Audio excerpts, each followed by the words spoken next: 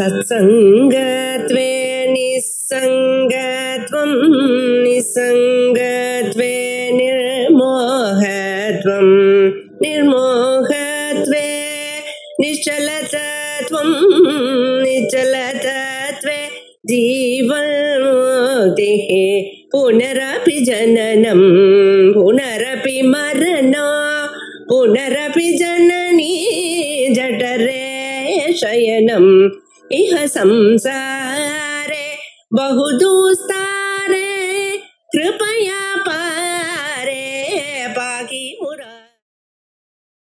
स्वाराज्य सिद्धि अपवाद प्रकरणम 20வது ஸ்லோகம். இந்த 20வது ஸ்லோகம் பெருசா வியாக்கியானம் பண்ணியிருக்கார்.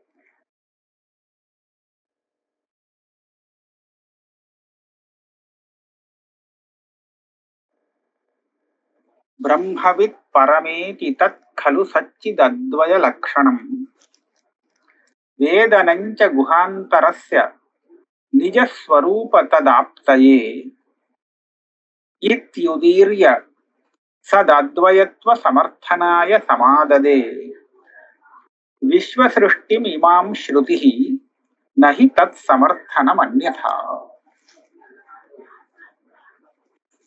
வாஸ்தவா இந்த ஸ்லோகத்துல பார்த்தோம்னா இந்த பிரம்மவல்லி இருக்கும் இல்லையோ அதனுடைய தாத்பரியத்தை அப்படியே கொட்டியிருக்க.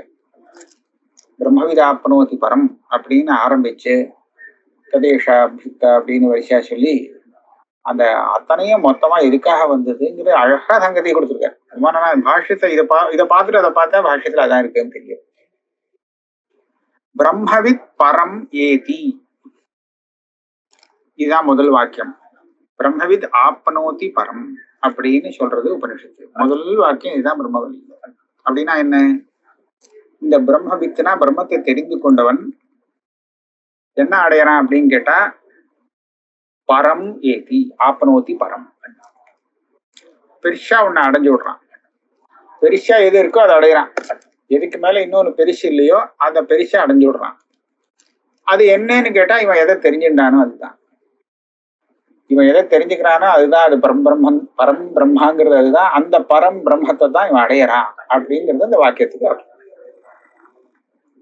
அப்ப அந்த பரம்ங்கிறது என்ன, அந்த பிரம்மங்கிறது எப்படி இருக்கும் அப்படின்னு கேட்டா தத் கலு சச்சித் அத்வய லக்ஷணம். அதுக்குதான் சத்தியம் ஞானம் அனந்தம் பிரம்மா அப்படின்னு சொல்லி அங்க பிரம்ம சப்தத்துக்கு அர்த்தம் சொல்லி கொடுக்கறது. அதாவது ஒரு சூத்திரம் மாதிரி போட்டுட்டு பிரம்மவித் ஆப்னோதி பரம்னு ஒரு சின்ன சூத்திரம் மாதிரி போட்டுட்டு அந்த உபனிஷத்தே அந்த வாக்கியத்துக்கு ஒரு குட்டி வியாக்கியானம் ஒரு பெரிய வியாக்கியானம்னு அந்த பிரம்மவல்லி பூரா அமைஞ்சிருக்காங்க. முதல்ல மந்திரத்துல 4 வாக்கியத்துல அது ஒரு சின்ன வியாக்கியானம். பிரம்மவித் ஆப்னோதி பரம் அது எப்படி வியாக்கியானம் சொன்னா பிரம்மா அப்படின்னா என்ன, பிரம்மா அப்படின்னா என்னங்கிறதுக்கு இதுதான் சத்தியம் ஞானம் அனந்தம் பிரம்மா. இதுதான் பிரம்மன்னா என்ன. பிரம்மவித் அப்படின்னு சொன்னா அந்த வேதனம் அதை தெரிஞ்சுக்கிறதுனா எப்படி, அந்த தெரிஞ்சுண்டா இவன் என்னத்தை அடைவான் அப்படின்னு சொல்லமோ இல்லையா. அதை சொல்றதுக்காகத்தான் அது எங்க இருக்குன்னு தெரிஞ்சுக்கணும். அது இடத்த சொல்றது. யோ வேத நிஹிதங் குஹாயாம் பரமே வியோமன், இது வேதனம். சோஷ்ணுதே சர்வான் காமான் சஹ, இது அதனுடைய பலம். அப்ப இவ்வளவையும் அது சொல்றதான். இந்த பிரம்மத்தை சொல்லும் போது தற்கலு சச்சித் அத்வய லட்சணம். சத்து சத்தியம், சித்து ஞானம், அத்விதீயம் இதுதான் அனந்தம். அனந்தம்னு சொன்னா எந்த விதமான அனந்தமும் கிடையாது. ஆக இதுதான் இருக்கு, இதான் ஒண்ணு. அப்படி இருக்கக்கூடியது. அப்ப அத வேதனம் பிரம்மவித் வித்துங்கிறதுனால அத வேதனம் ஞானம் ஒண்ணு. பிரம்மத்தை பத்தி இவன் தெரிஞ்சுக்கணும், பிரம்மத்தை தெரிஞ்சுக்கணும் இல்லையா. அந்த தெரிஞ்சுக்கிறதுங்கிறது எப்படி? வேதனஞ்ச குஹாந்தரஸ்ய நிஜஸ்வரூப ததாப்தயே.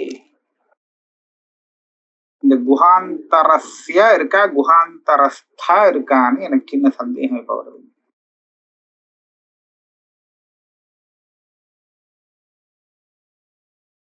சச்சிதத்வய லக்ஷணம் ஆச்சு. குஹாந்தः புத்திகுஹாயாம் நிஜஸ்வரூபஸ்ய வேதித்ரு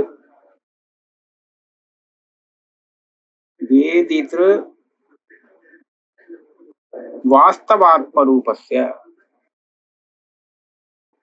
குஹாந்தः வேதனஞ்ச குஹாந்தரஸ்ய நிஜஸ்வரூப ததாப்தயே. அப்படியே இருக்கலாம், அப்படியே வச்சுக்கலாம். இது தெரிஞ்சுக்கிறதுங்கிறது என்னன்னா, குகைக்குள்ள இருக்கக்கூடிய தன்னுடைய உண்மையான ஸ்வரூபத்தை அடைவதற்காக வேதனம் தெரிஞ்சுக்கணும். குகை அப்படிங்கிறது என்ன அப்படின்னு கேட்டா, புத்தி குஹா, புத்திங்கிற குகை, அதுக்குள்ள இருக்கக்கூடிய தன் உண்மையான ஸ்வரூபம் இருக்கே, நிஜமான ஸ்வரூபம், அந்த ஸ்வரூபத்தை அடைவது, அதுக்காக இதை தெரிஞ்சுக்கணும். அதை அடையணும்னா அங்க தெரிஞ்சுட்டா தானே அடைய முடியும், அதுக்காக அப்படின்னு சொல்லிட்டு இத்யுதீர்ய சத் அத்வயத்வ சமர்த்தனாய சமாததே விஸ்வசிருஷ்டி மிமாம் ஸ்ருதி. இத சொல்லிட்டு உடனே அங்க அது என்ன சொல்றது, எல்லா காமங்களையும் உடனே அடைஞ்சுடுறான் அப்படின்னு சொல்லியிருக்கா. அப்படி சொல்லிட்டு இந்த ஆத்மாலேருந்து தான் ஆகாசமே வந்தது, அந்த ஆகாசத்திலிருந்து வாயு வந்ததுன்னு ஆரம்பிச்சுட்டு, தஸ்மாத்வா ஏதஸ்மாத் ஆத்மன ஆகாச சம்பூதா. பிரம்மத்தை சொல்லிட்டு வரைச்ச இதெல்லாம் இதுக்கு பிரபஞ்சம் எதுக்கா வரணும்? பிரம்மவித்து ஆபனோதி பரம், அதுக்கு வேண்டியதை சொல்லி முடிச்சாச்சு. குகைக்குள்ள இருக்கு அந்த பிரம்மஸ்வரூபம், அதை தெரிஞ்சுட்டா எல்லாம் பெருசா பலம் வரும் அப்படின்னு சொல்லியாச்சு. அதுக்கப்புறம் எதுக்கு இந்த சிருஷ்டி? தஸ்மாத்வா ஏதஸ்மாத் ஆத்மனா, இது யாரு கேட்கிறா? பிரம்மஜானிக்கு சிருஷ்டி வேணுமா என்ன? வேண்டாமே அப்படின்னு கேட்டா, இது எதுக்காக சொல்லியிருக்குன்னா புரிய வைக்கிறதுக்காகவா. என்னத்தை புரிய வைக்கிறதுக்காக? அனந்தம் அப்படின்னு சொன்னார் இல்லையா, அந்த அனந்தத்துவத்தை புரிய வைக்கணும். ஏன் அதை புரியறதுல என்ன கஷ்டம்? அந்தம் இல்லாதது அப்படின்னு சொன்னா புரியலையா? ரெண்டு புரியும், மூணாவது அனந்தத்துவம் புரியாத. தேசத்தை பொறுத்தவரை அது இல்லாத தேசம் அப்படிங்கிறது இல்லை, அதனால தேசத்தக அந்தம் கிடையாது அப்படின்னு சொல்லலாம். காலத்தக அந்தம் இல்லை அப்படிங்கிறதும் சொல்லலாம். உற்பத்தி விநாசம் இல்லை, இது அப்படியேதான் இருந்துருக்கு. அதனால இது காலத்து வச்சும் அந்தம் கிடையாது இதுக்கு. ஆனா வஸ்துகிருத்தமான அந்தவத்துவம் இல்லைன்னா நம்மளால புரியாது. வஸ்துகிருத அந்தம் இல்லைங்கிறத என்ன புரிஞ்சுக்கணும்னா, பிரம்மத்தை தவிர்த்து உலகத்துல ஒண்ணுமே இல்லை அப்படின்னு சொல்ல முடியுமா? உலகத்தை பார்க்கிறவனுக்கு பிரம்மத்தை தவிர்த்து உலகமே இல்லை அப்படின்னு சொல்லணும். அப்பதான் இந்த வஸ்துகிருத்தமான அந்தம் இல்லைன்னு சொல்லலாம். அப்ப நம்ம கேட்டு பார்ப்போம், உலகத்துல பிரம்மத்தை தவிர்த்து வேற ஏதாவது இருக்கா இல்லையா? எல்லாரும் சொல்ல நிறைய இருக்கு. பிரம்மன் தான் இருக்கா இல்லையா சந்தேகம், ஆனா உலகத்துல நிறைய இருக்கு. பிரம்மத்தை தவிர்த்து அபிரம்மன் தான் நிறைய இருக்குன்னு சொல்லலாம் இல்லையா? அப்ப அப்படி இருக்கிறச்சே பிரம்மத்தை தவிர்த்து இத்தனை வஸ்துக்கள் இருக்கும்போது அந்த வஸ்துகிருத்தமான ஒரு அந்தம் அதுக்கு வந்து சேருமே அப்படின்னு யோசிச்சு ஸ்ருதி. இப்படி ஒருத்தன் கேள்வி கேட்டான்னா நம்ம என்ன பதில் சொல்லலாம்? அவனுக்காகத்தான் தஸ்மாத்வா ஏதஸ்மாத் ஆத்மனஹான்னு ஆரம்பிச்சுட்டான். இந்த தஸ்மாத்வா ஏதஸ்மாத் ஆத்மனஹா என்ன சொல்றது? இங்க பாருங்க, ஆகாசத்தையே பிரம்மத்திலேருந்து வந்ததுன்னு சொல்றது. ஆகாசம் பிரம்மத்திலேருந்து வந்தது. ஆகாசம் அளவுக்கு மற்றது எதுவுமே இல்லை. அப்புறம் அதுல இருந்து வந்ததெல்லாம் சின்ன சின்னதா தான், அதை விட சின்னதா தான் வந்திருக்கு இல்லையா? ஆகாசம் போல அவ்வளவு பெரிய ஒரு விஷயம் அதுக்கப்புறம் உலகத்துல வேற ஒண்ணும் கிடையாது. அதனால ஆகாசம், ஆகாசத்திலேருந்து வாயு, வாயுலேருந்து அக்னி, அக்னியிலேருந்து ஜலம், ஜலத்திலேருந்து பிருத்திவி அப்படின்னு இந்த பஞ்ச மகாபூதங்களை சிருஷ்டி பண்ணி சொல்லிட்டு, அதுக்கப்புறம் இது மேல இதுக்கப்புறம் நீங்க பார்த்தீங்கன்னா எதை பார்த்தாலும் இந்த 5 பூதத்துக்குள்ள அடங்கிடும். அது இல்லாத வேற ஒண்ணும் இல்லை. எந்த வஸ்துவும் இந்த பஞ்சபூதத்துல சேராததாக இருக்கவே முடியாது. அப்ப இது எல்லாமே அதுதான். இந்த பஞ்சபூதங்கள் எது வந்ததோ அதுவும் அந்த ஆத்மஸ்வரூபந்தான். அதுல இருந்து வந்ததுனாலே மண்ணால ஆன அந்த பானையானது மண்ணாகத்தானே இருக்கணும். நாம மண்ணுன்னு அதை புரிஞ்சுக்கிறோமா இல்லையாங்கிற விஷயம் வேற. ஆனா இருந்தா மண்ணா தானே இருக்கணும். மண்ணுல இருந்து தானே வந்தது, அப்ப அது மண்ணா தான் இருக்கணும். மண்ணுல இருந்து வந்திருக்கு, மண்ணால அதனால இருந்துட்டு இருக்கு, மண்ணிலேயே லயமாக போறதுன்னா அது மண்ணா தான் இருக்கணும். அந்த மாதிரி இந்த ஆத்மஸ்வரூபத்திலேருந்து தான் இது எல்லாமே வந்ததுன்னு புரிய வைக்கணும்னா அந்த பஞ்ச மகாபூதங்களும் அதுல இருந்து தான் வந்தது, அதனால தான் இருக்கு, அதுலயே போயிடும் கடைசியில அப்படின்னு சொன்னா நமக்கு அது தனியா ஒண்ணும் இல்லை, பிரம்மத்துல இருந்து வந்த மாதிரி இருக்கே தவிர அது ஒன்றும் தனியான வஸ்து கிடையாது அப்படிங்கிறத புரிய வைக்கணும். இப்படி புரிய வச்சாச்சுன்னா இப்ப நமக்கு சந்தேகம் போயிடும். பிரம்மத்தை தவிர்த்து உலகத்துல எதான் இருக்கே அப்படின்னு சொன்னானோ இல்லையா, ஏதாவது ஒண்ணு காமி பார்க்கலாமே இது பிரம்மம் இல்லை அப்படின்னு சொன்னா எதையுமே காமிக்க முடியாது. இந்த மண்ணுல இருந்து வந்ததெல்லாம் எப்படி மண்ணோ அந்த மாதிரி அதுதான் இப்படி தெரியுது. நமக்கு பிரம்மம் தெரியாம போனதுன்னு விஷயம் இல்லை, ஆனா பிரம்மன் தான் இப்படி, அதுதான் இப்படி தெரியுது உலகத்துல. அப்ப என்ன ஆச்சு, பிரம்மத்தை தவிர்த்து ஒண்ணுமே இல்லை.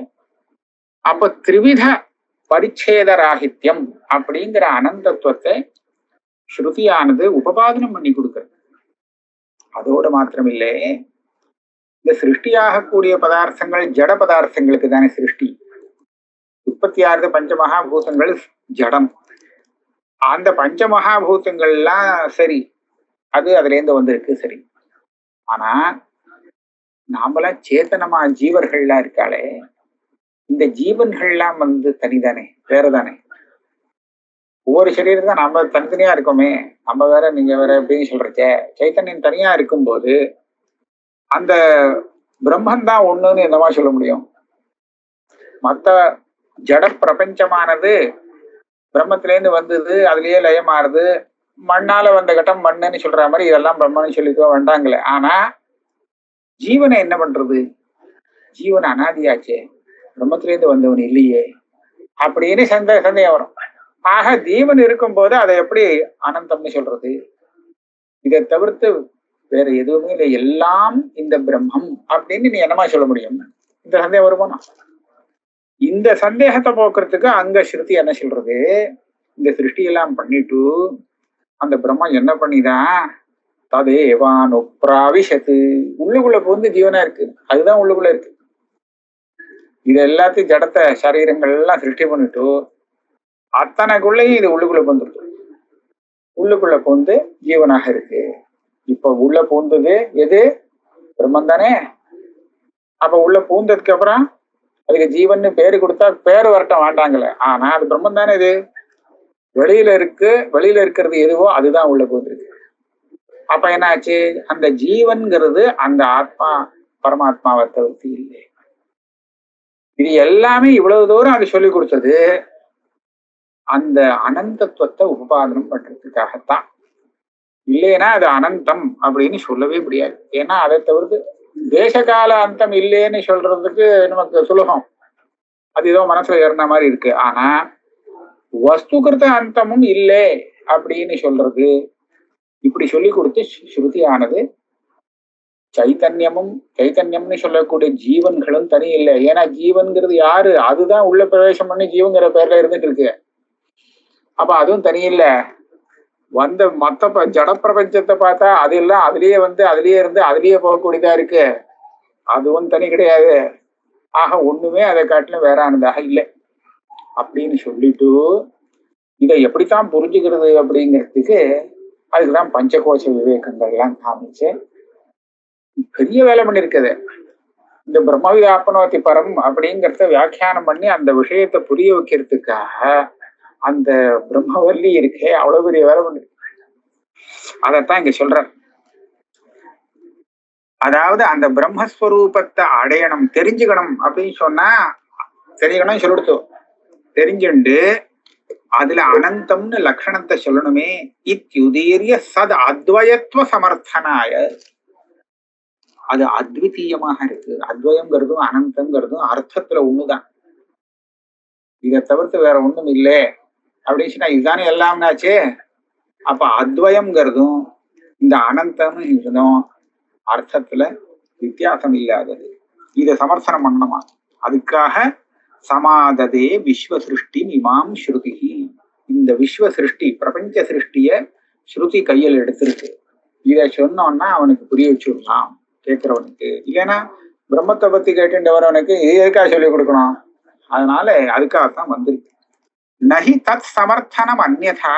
இத சொல்லலைன்னா இவனுக்கு இந்த சந்தேகமானது பிரம்மமே எல்லாம்னு எப்படி சொல்ல முடியும்? எல்லாம் இருக்கே உலகத்துல, நான் தான் பார்த்துட்டு இருக்கேனே, அப்படி இருக்கிறச்ச எப்படி பிரம்மந்தான் ஒண்ணுன்னு சொல்றேன் அப்படின்னு கேள்விக்கு பதில் கிடைக்காத போகும். அதுக்காகத்தான் இந்த விஸ்வ சிருஷ்டியே சொல்லப்பட்டிருக்கு.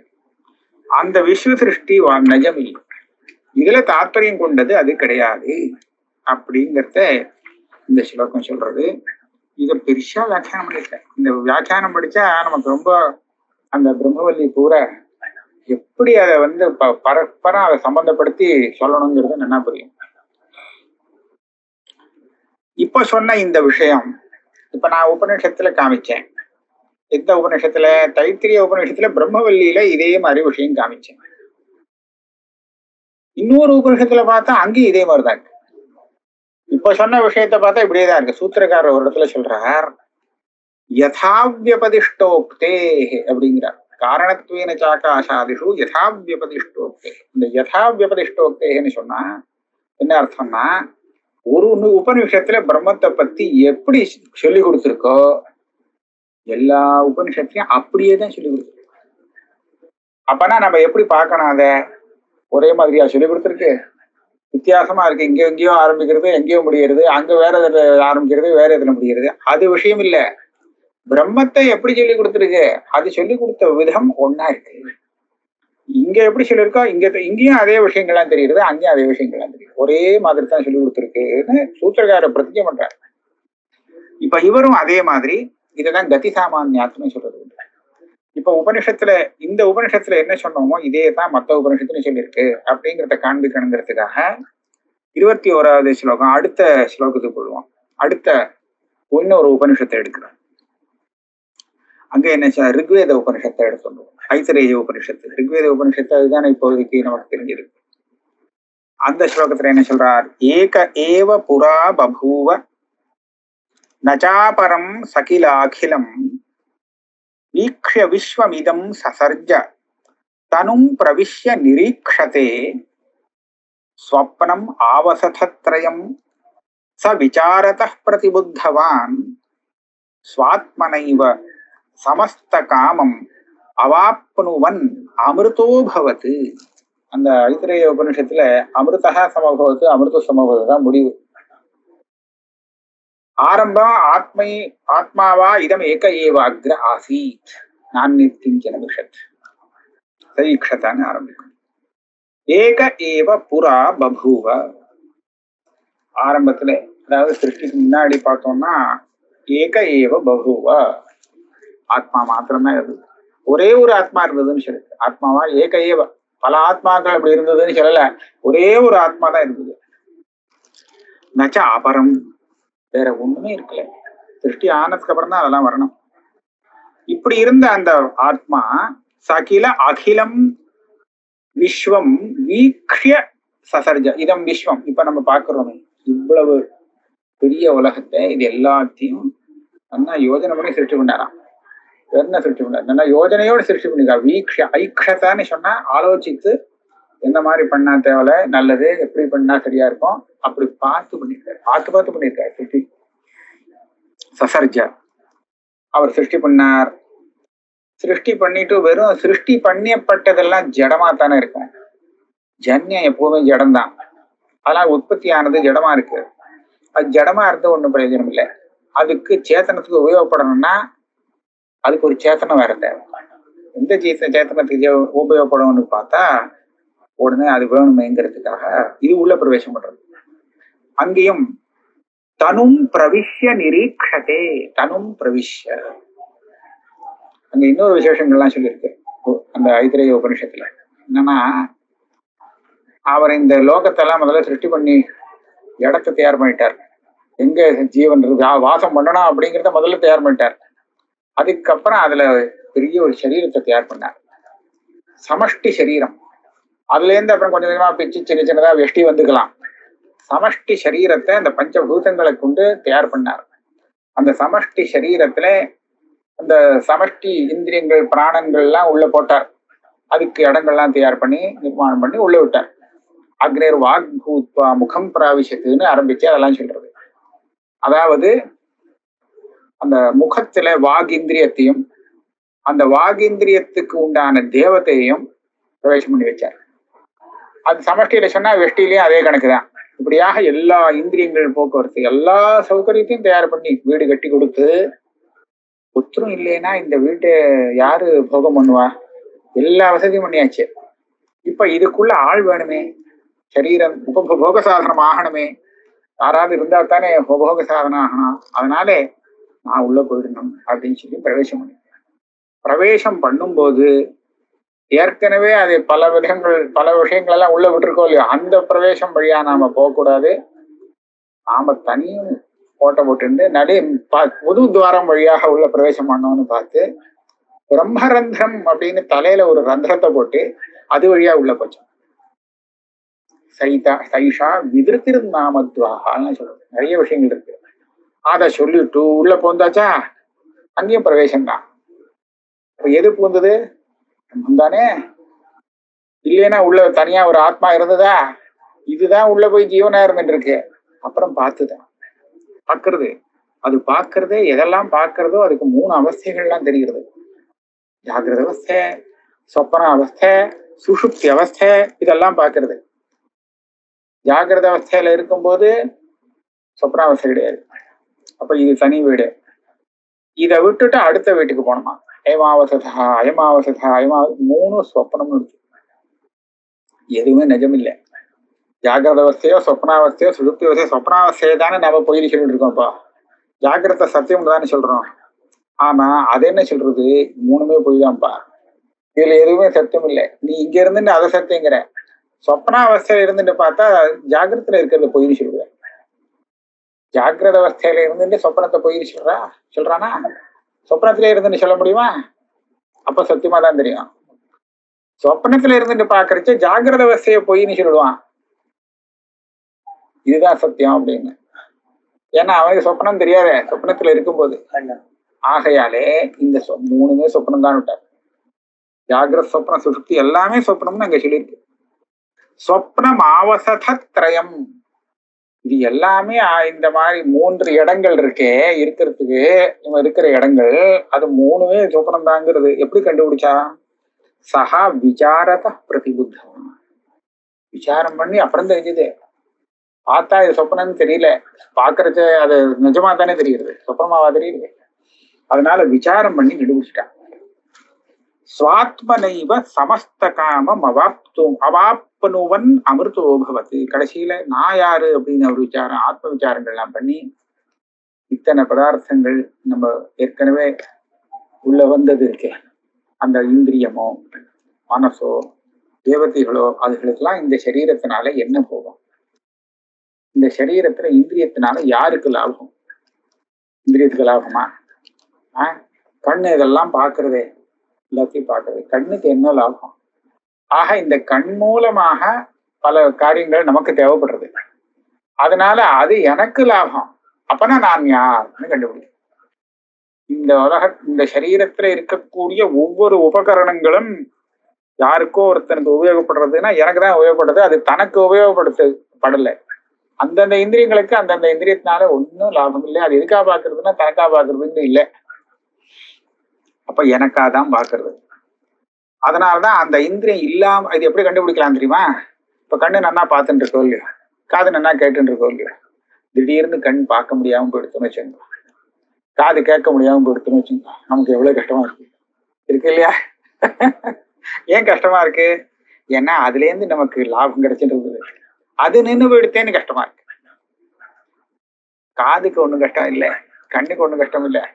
ஏன்னா அது இந்த லாபத்தை அடைஞ்சிட்டு இருக்குல்ல, அது நமக்கு லாபத்தை கொடுத்துட்டு இருந்தது. அந்த லாபம் வருது நின்று போன உடனே நமக்கு பெரிய நஷ்டம் அப்படின்னு நினைக்கிறோம் இல்லையா? அப்ப என்னாச்சு? இந்த இந்திரியம், காது, எல்லாமே மனசு முழக்கண்டு எல்லாமே தனக்காக வேலை செய்யல, அது இன்னொன்னுக்காக வேலை செய்யறது. அதுதான் அந்த ஜீவாத்மா சுவாமி. அப்படி பார்த்தா அப்ப நான் யாருன்னு சந்தேகம் வந்துருக்கு. இவ்வளவு தூரம் பாக்குறேன், கேட்கறேன், எல்லாம் பண்றேன்னு நான் யாரு அப்படின்னு ஆலோசனை பண்ணி பார்த்து, அப்படி ஆலோசனை பண்ணி பாக்குறச்சே இது எல்லாம் தனக்காக வேலை செய்யல, இதெல்லாம் நான் இல்லையே அப்படின்னு கண்டுபிடிச்சு கடைசியில பிரஜானம் பிரம்மான்னு முடியும். இதுதான் மகா வாக்கியம் அங்க உள்ளது. இத தெரிஞ்சுண்டு சர்வான் காமான் ஆப்துவா, அங்க சொன்ன மாதிரியே இருக்கு பாருங்க. தைத்திரியத்துல எப்படி சொன்னதோ, சோஷனுதே சர்வான் காமான் சஹ, அத்தனை ஆசைகளும் அத்தனை ஆசைப்பட்ட விஷயங்களும், காமனா ஆசைப்பட்ட விஷயங்களும் ஏக காலத்துல இவனுக்கு கிடைச்சிருவான், ஒன்னும் பாக்கி இல்லாம. அது முடியுமா எங்கேயாவது? அத்தனை காமங்களும் ஏக காலத்துல கிடைச்சிரும். யுகபத் இந்திய சர்வான் காமான் ஆப்துவா, இந்தியா எல்லாத்தையும் அடைஞ்சுடுறான்னா இவன் காமத்தை கேட்கவே மாட்டான் இப்போ. ஏன்னா அதை விட பெரிய லாபத்தை அடைஞ்சிட்டானே. அதை விட பெரிய லாபம் வரைச்சா நமக்கு சின்ன விஷயத்துல இருந்து ஆசைப்படும், நிறுத்தி ஆயிடும்.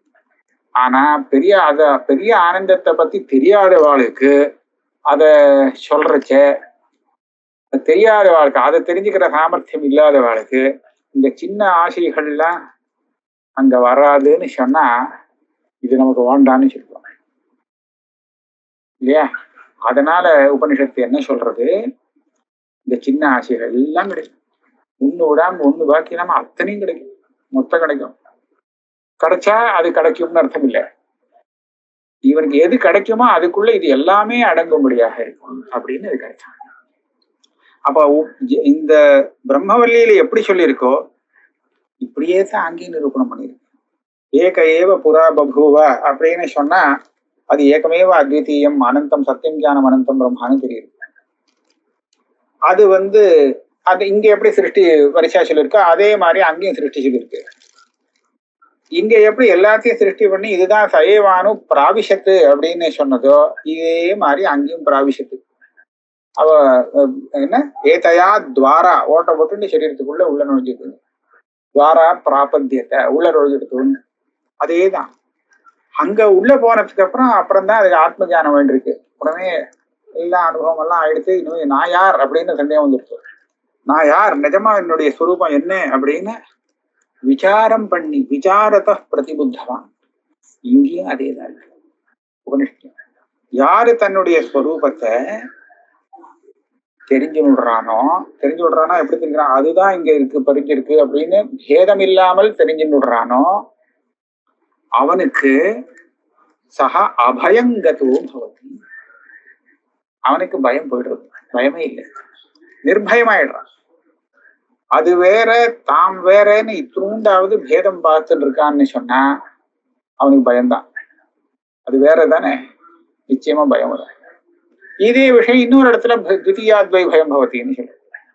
இதுக்கு கொஞ்சமாவது பேதத்தை பார்த்தான்னா பயப்படணும், பேதம் பார்க்கலன்னு சொன்னா பயம் இல்லை. அதனால இந்த விஷயம் பிரதிபுத்தவான் ஸ்வாத்மனைவ சமஸ்த காமம் அவாப்னுவன் அமிர்தோபவதி, ஸ்வாத்மனைவ அவாப்னுவன். இதுலயும் என்ன சொல்லியிருக்காரு, இவன் எல்லா காமத்தையும் அடைஞ்சு அமிர்தமானான் அப்படின்னு அங்க வாக்கியம் இருக்கு. சர்வான் காமான் ஆப்துவா அமிர்த சமபவதி. இதை கேட்டா வெறும் அந்த சப்தத்துடைய அர்த்தத்தை வார்த்தை பாக்குறச்சே எல்லா காமனையத்தையும் அவன் அடைஞ்சு இந்த போகம் அந்த போகம் அந்த போகம் எல்லா போகத்தையும் அடைஞ்சு அப்புறம் அமிர்தனாகிறான் அப்படின்னு தானே தோணும்.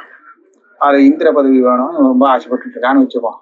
அந்த ராஜாவை ஆகணும் தேவதைகளுக்கெல்லாம் அப்படின்னு ஆசைப்பட்டா இவன் அங்க போய் இந்திரன் ஆகுவான். இந்திரனாக ஆகி அந்த ராஜ்யங்கள்லாம் பண்ணி முடிச்சு அப்புறம் வேற ஏதாவது பிரம்மலோகத்துல அதிபதி ஆகணும்னு ஆசை இருந்தா அதையும் முடிச்சுட்டு அப்படி அமிர்தன் ஆகவான்ங்கிறது இல்லை, அது இல்லை. ஏன்னா அப்படி ஆகணும்னா வரிசையா போகணும், இதை முடிச்சு அதை முடிச்சு அது ஒன்னா போய் ஆகணும், அப்படி இல்லை. இங்க சோஷ்ணுதே சர்வான் காமான் சஹ, ஒரே காலத்துல இந்த ஒரு க்ஷணத்துல அவன் எல்லாத்தையும் அடைஞ்சு விடுறான். ஒரு க்ஷணத்துல எல்லாமே கிடைச்சாச்சு, அப்படி வேணும். இங்கேயும் சர்வான் காமான் ஆப்துவாங்கிறது அப்படியே எடுத்துக்கலாம். அப்ப இந்த உபனிஷத்தையும் அந்த உபனிஷத்தையும் ஏக வாக்கியத்தையா கொண்டு வந்தா தான் அர்த்தம் விட்டு, இதுவும் அதே தான் சொல்றது அதுவும் அதே தான் சொல்றதுங்கிறது இது ரெண்டையும் ஒண்ணு பண்ணா ரெண்டையும் சேர்த்து விட்டோம்னா நமக்கு கிடைக்கும். இதுதான் கதி சாமானியம் சூத்திரத்துல சொல்லியிருக்கிறது. ஆக அப்படி ஆகணும்னு சொன்னா அதை எப்படி காமிக்கிறார் பாருங்க, ஸ்வாத்மனைவ சமஸ்த காமம் அவாப்னுவன். இவன் வெளியில அத்தனை ஒவ்வொன்றா போய் போய் போகத்தெல்லாம் அடையறது இல்லை. சுவாத்மனைவா இவன் சுவாத்மஸ்வரூபமா எந்த ஒரு ஆனந்தத்தை அடைஞ்சானோ இதுக்கு மேல எந்த போகமும் இல்லை. அதனால எல்லாமே இதுக்குள்ள வந்துருச்சு. இதுதான் அந்த சின்ன சின்னதா அவன் தனித்தனியா பண்ணிட்டு இருந்தான். ஆனா இப்ப எல்லாம் முடிஞ்சு போச்சு.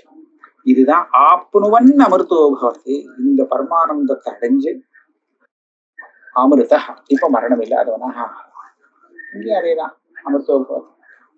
ஆக இப்படி பாக்குறச்சு அந்த எல்லா உபனிஷத்தும் இது 2 உபனிஷத்து இப்ப காமிச்சிருக்கு. இங்கேயும் நல்லா வியாக்கியானம் பண்ணிக்க ரொம்ப அழகா இருக்கு. இந்த இடத்துல வாஸ்தவமா இந்த வியாக்கியானமே இந்த இடத்துல தனியா படிக்கும். அப்பேற்பட்ட இடம் இல்லை, ரொம்ப நல்லா பண்ணியிருக்கார். நம்ம இன்னைக்கு 2 உபனிஷத்தை சுருக்கமா பார்த்துட்டோம்.